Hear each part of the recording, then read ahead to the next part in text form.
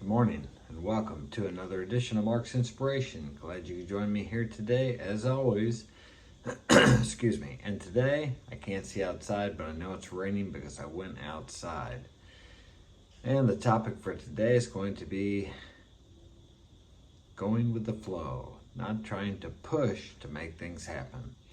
The reason I brought up that topic was because we're doing this big job down in St. Charles, and it has to be done before the weather turns bad. So we're trying to take advantage of every sunny day, every good day, because it's an outside job. We worked Saturday, and it was going to be sunny Sunday, and they're calling for rain all week. So I decided to work Sunday. But when I got up Sunday morning, I was like exhausted. So I got out of bed, and I thought, man, I need to lay back down. So I didn't get up till 8:30. And I thought, well, I can still go to work, get everybody up and go, because I told the boys we were going. That's the advantage of having my sons work for me. None of them were out of bed yet, of course. But I thought to myself, now, are you going to work for the client to serve them better? Or are you going to work because you're pushing to get more money? Because we really did well on the washing part of the job. Great, actually, great profit on that part. It was split up into two parts, washing and finishing. And I thought about it for a while, and actually I was thinking about how much I could get done so I could get another payment in. Now I have plenty of money. I don't need to get another payment in right now, or even by the end of the week, I'm okay. I have enough cash flow to do fine. So I realized I was pushing this deal. So I thought, you know what, I'm gonna spend the day with my family, because I don't do that much. I work basically from the time I get up in the morning, which is 5 or 5:30, until 9 o'clock at night, till I get ready to go to bed. I'm not always doing physical labor, but many times I am physical labor all day. And then I have the YouTube channel, and I'm writing a book, which I haven't spent too much time on lately because I haven't found the time to do it because of all the other activities I do. I have volunteer work, I'll call it that I do. I help people, I mentor people.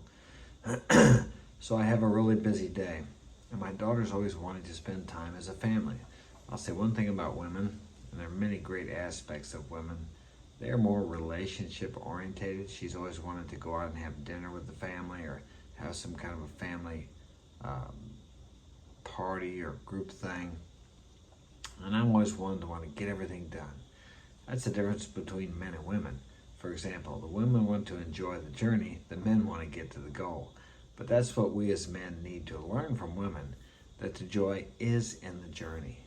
Have you ever noticed when a man is going somewhere, he's taking a trip, he's got it all figured out how he's going to get there, when he's going to get there. He doesn't want to stop to go to the bathroom if he's driving. He just wants to get there and be there, because he's more goal oriented, as where women want to stop and smell the roses, so to speak. And we as men need to learn how to smell the roses a little more. I have goals, I have written goals. Did you know that less than 1% of the population has written goals? Do you have written goals? Why not, if you don't? Write your goals down, because when you write them down, they become a reality. But when you just have them in your head, they just float around there, and there's really no commitment there. And that's why people don't write them down, because they become a real. And then they have to try to achieve them. Well, they don't have to, but it makes a difference. It amazes me how people are afraid to write down their goals. I don't know if I've ever been afraid to. For many years, I didn't know that you needed to write them down. But it makes a difference. When you put something on paper, it's much different. It becomes tangible, rather than just having it in your head. For example, if you have some garbage inside of you, some fears, some resentment, some anger, it's good to put these things on paper. These things block off the flow of power that comes to you when you don't have them. That's why many people drink and do drugs, because they suppress all that guilt, anger, shame, and all these things within them, and then they feel good. Well, they would naturally feel well or high, like they feel when they're drinking or doing drugs, if they didn't have all this garbage. But there are ways to remove that.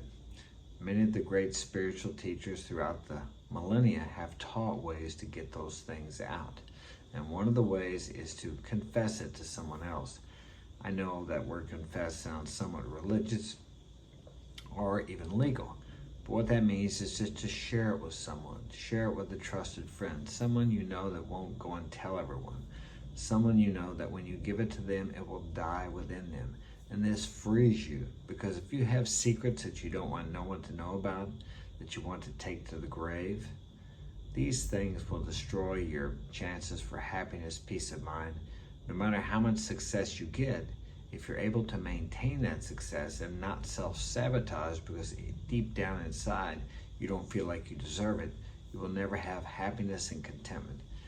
It's like, what is success or what is financial abundance without contentment or happiness or peace of mind? If you can't sit alone and be at perfect peace and ease, if there's problems within you. I'm a busy guy. I have a hard time sitting down. I like to do things. I like to stay active, okay? I feel better when I'm active, but there are times when I just want to sit there and just be at peace. It's difficult to find those times because I have 6 kids here and someone's always knocking on my door. But hey, that's what I signed up for. But when I find those times, it's wonderful. I have a peace and a contentment, but yet a desire for more that I never had before. Always before it was the desire for more, thinking that if I had more, I was going to be happy. I find myself at peace, at ease, contentment, and happiness that I have now, but yet I still have the desire, that yearning for more. That's a combination that I never had in my life years ago, because I never had these principles that have been taught for millennia years ago. And that's one of the reasons I do this video, because one of the mentors that passed those things on to me said, when you get big and strong, Mark, you'll just pass these on like I'm passing them on to you. Well, I don't know if I'm as big and strong as he was, but I'm passing them on to you and hoping that they will help you in your life and help you to achieve what desires you have within you, because we all have desires within us. And it is only when we are striving to achieve these desires that we as men find fulfillment. Okay? Hope this has been of value. Hit that like button, subscribe. Thank you for joining me. I'll see you tomorrow.